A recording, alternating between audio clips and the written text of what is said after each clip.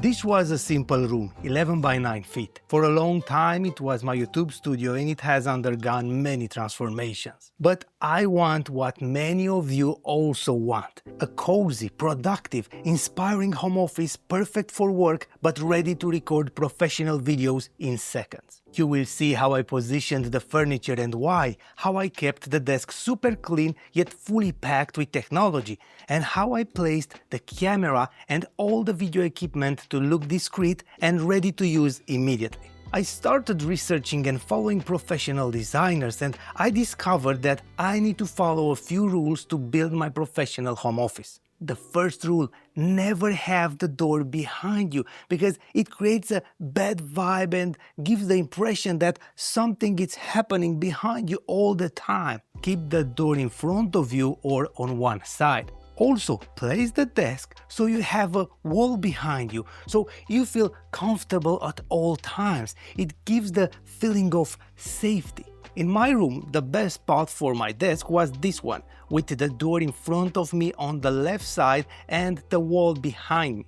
I'll be honest, I didn't believe that this placement will make a huge difference, but after working a week like this, it really feels premium. I also have a white wall in front of me, you will see how this helps, and the window on the right side, so when I want the office to be bright, I open the curtain and I have a bright office with soft light. When I want to record some videos, I close the curtain and use controlled light.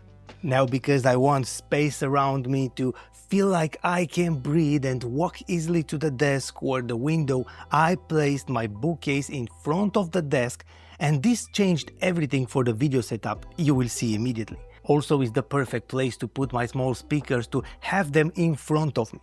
I use two Audio Engine A2 Plus because these have a Bluetooth connection and I use them to listen to music. I can't forget my bamboo artificial plant. I placed it on my right. It looks nice when the natural light kicks in. Now I have a lot of space to walk to the desk and the whole arrangement feels reliable and the room looks intentional. Now let me show you the desk setup. Because this entire space is now primarily a home office, I wanted the desk clean so I could work. The tabletop is from IKEA. It's called IDÅSEN and it's 63 by 31.5 inches. Being a full-time content creator doesn't look like most beginners think it does. I write, think and plan more than I shoot or edit.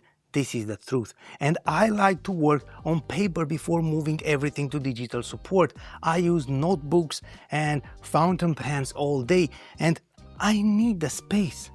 Before, I had a ton of equipment on the desk all the time.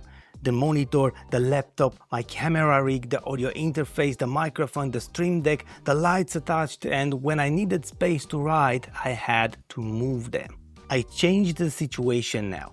I placed the monitor in the top right corner of the desk. Thanks to its superb arm, I can easily adjust its position and clean the frame while shooting videos, and the cable management, it's excellent as well. This is the BenQ PD2705UA. To keep the desk clean, I searched for a way to keep all the technology on the right side of the desk attached to it. I didn't find a stand that met my needs, so I had an idea. I bought this perforated plate from IKEA.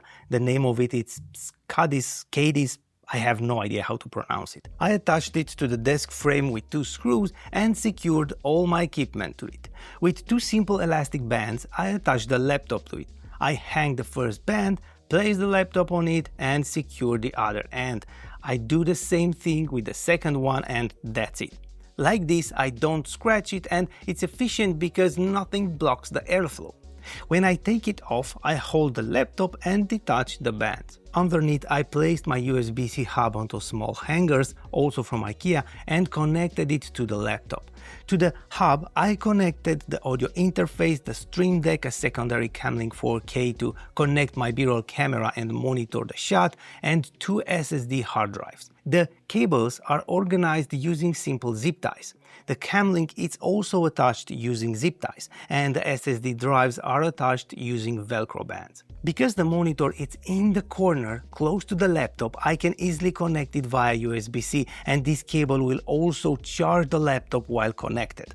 The audio interface is attached under the desk with the metal bracket that comes with the perforated plate and 2 screws. It sits under the desk and I can connect my headphones and easily control the volume and everything I need. Besides the keyboard, my MX keys from Logitech, and the mouse, my MX Master 2, the only device that sits on the desk is the Stream Deck, which I use to control the teleprompter. And because I want space, I switched to the small 15-button version. This is a compromise. I prefer to save space. Another compromise to save space is the microphone. I can't use a dynamic or shotgun mic because both sit on the desk or above. So I use my wireless lav mic, the Rode Wireless Pro. I also use it for online calls. It's great. I just connect the receiver to the monitor and I have great audio quality. Or I can use the DJI Mic 3. This can connect wirelessly to the laptop, which is a plus in this case. Both are great. The cable management is simple. I have attached 2 cable organizers and that's it. Now look at this. I have everything I need attached to and under the desk, and the desk is clean, so I have space to work.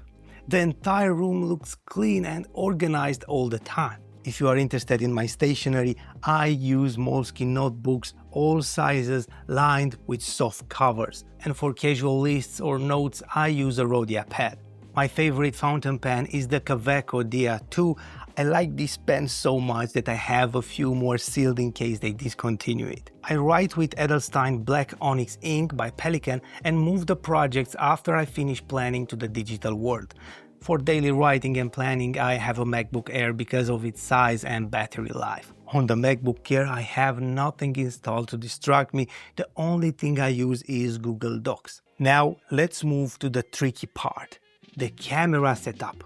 I want a reliable, ready to record at any time setup that's easy to use and perfect for online calls. First, I took my ZV-10, my Sigma 16mm f1.4, the power system and the USB hub with the cam link and attached them to a classic tall tripod. And I thought it would be easy to move the tripod in front of the desk when I shoot and simply remove it afterward. But after I did it, I saw an opportunity. What if I used the bookcase in front of me and kept the camera on it discreetly in the room and permanently ready to use? I took a simple light arm, attached a ball head and mounted the camera at my eye level. I attached the power system. I used my small rig NPF plate along with my NPF battery and the dummy battery.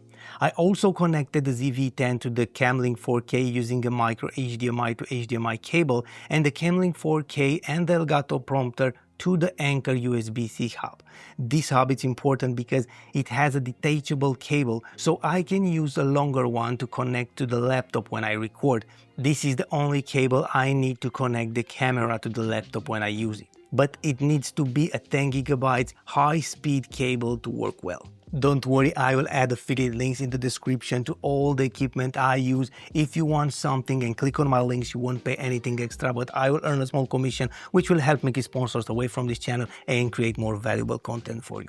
Thank you. With the camera on the bookcase, the distance between me and it's huge, around 7.2 feet, so I need a longer lens. Sigma 16mm f1.4 will not work in this situation, but I use the Sigma 18-50mm f2.8, which is great.